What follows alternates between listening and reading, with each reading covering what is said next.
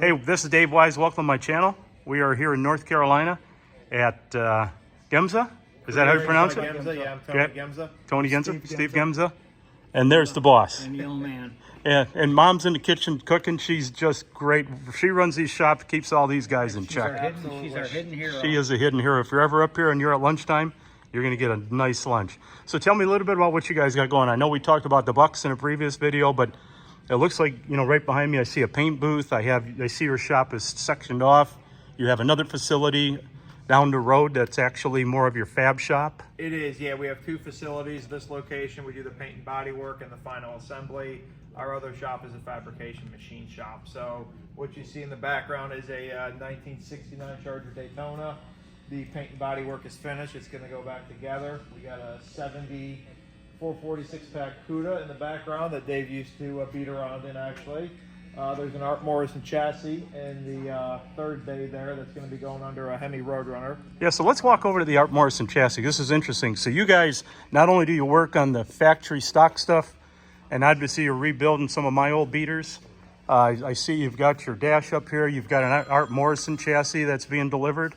And Yes. so what do you guys, what's your plans to do with the Art Morrison? Because I see you're touching a lot of different places. We are. So what we're doing is we have a 68 Roadrunner in the shop. This gentleman has owned the car his whole life. His dad actually bought it new.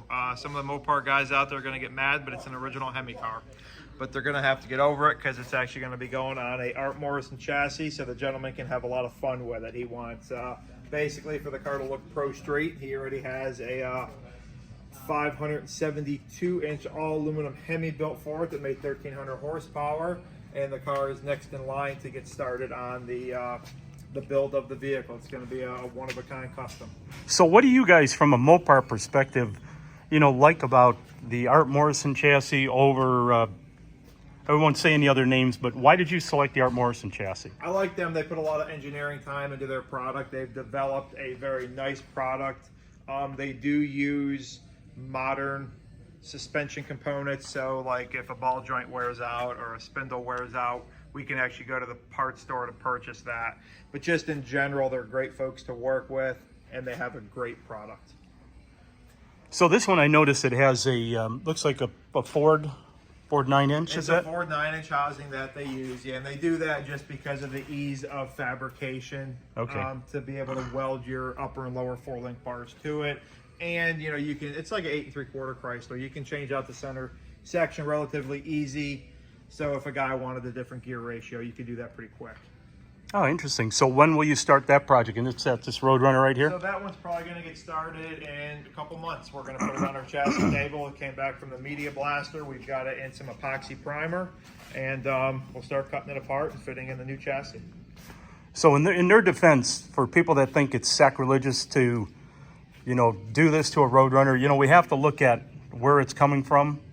And they're still going to have a great streetable car. A lot of this is going to be repaired. They showed me what their plans were.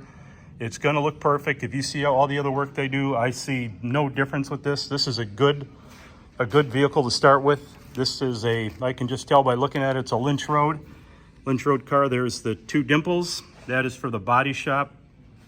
Second shift, you'll see one on the right, one on the left. This is a detail that most people, when they're restoring a car, they take it out. They think somebody had dimpled it inappropriately, but no, that is a sign of a Lynch Road car. So we're going to be working with these guys much more in the future, and I'm going to love to come back and visit with everybody and get one of those home cooked meals at lunch and see how this progresses. And I think it's going to be great with the Art Morrison chassis.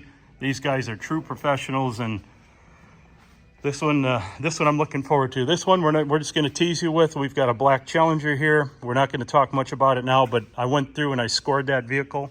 That vehicle scored a 1.0, and you're going to see more of this car. It's a spectacular restoration. And these are the other two. Like I said, this is the Daytona they're working on. This is a gorgeous car, and I think you said it was a very low mileage car. It is, yeah, 444 speed, low mileage car, black interior. It's a Dana 410 car. So really, you know, all Daytonas are special, but I dig 4-speed cars, and it's an original 4-speed Dana 60 car. Yeah, so we're going to look forward to working with these guys for this car. And like I said, if you guys ever get out to Denver, North Carolina, it's worth the trip here. to see their work, the level of quality and care that they put into products. As you know, you guys see me in a lot of different shops. This is one that the minute I walked in, you know, they're great hospitality, and these guys are all business, they're professionals, they're always trying to learn.